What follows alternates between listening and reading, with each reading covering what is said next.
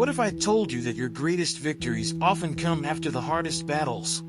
Most people think that once they've crossed the Jordan or claimed their inheritance, the fight is over. But what if the real test, the one that determines whether you're ready for what God has promised you, is the one that comes right before?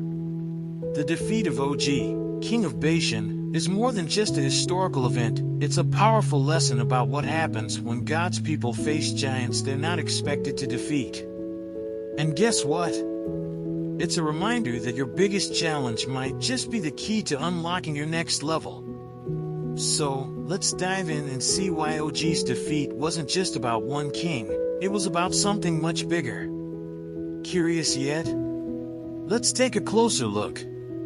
Then, let's read the chapter together. Next we turned and went up along the road toward Bashan, and Og king of Bashan with his whole army marched out to meet us in battle at Edrei. The Lord said to me, "Do not be afraid of him, for I have delivered him into your hands, along with his whole army and his land.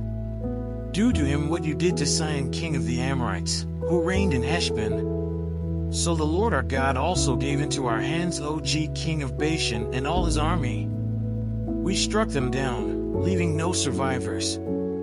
At that time we took all the cities. There was not one of the 60 cities that we did not take from them, the whole region of Argob, Og's kingdom in Bashan. All these cities were fortified with high walls and with gates and bars, and there were also a great many unwalled villages. We completely destroyed them, as we had done with Sihon king of Heshbon, destroying every city, men, women, and children.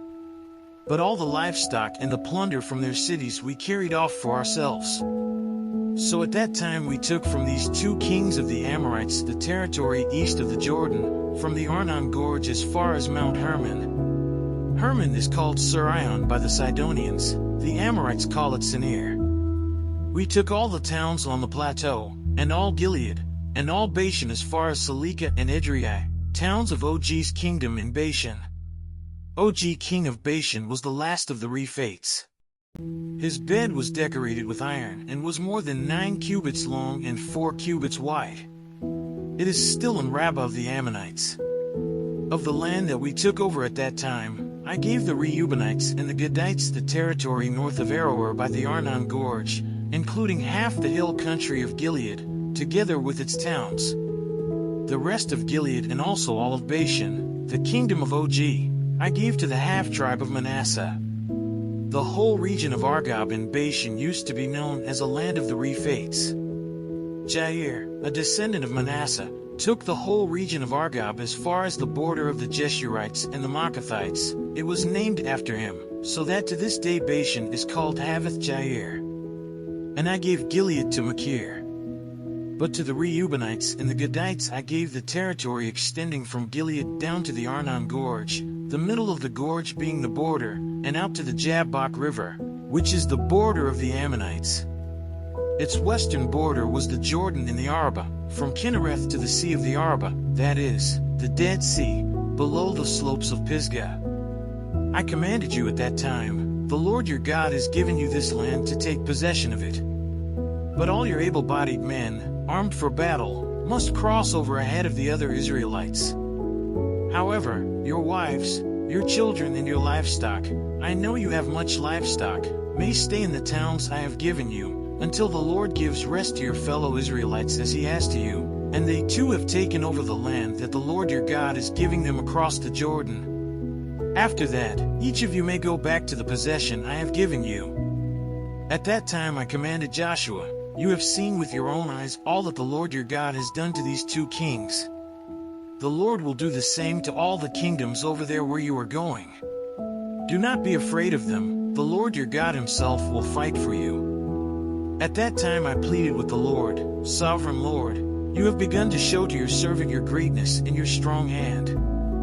For what God is there in heaven or on earth who can do the deeds and mighty works you do? Let me go over and see the good land beyond the Jordan, that fine hill country and Lebanon." But because of you the Lord was angry with me and would not listen to me. "That is enough," the Lord said. "Do not speak to me anymore about this matter. Go up to the top of Pisgah and look west and north and south and east. Look at the land with your own eyes, since you are not going to cross this Jordan. But commission Joshua, and encourage and strengthen him, for he will lead this people across and will cause them to inherit the land that you will see. So we stayed in the valley near Beth Peor.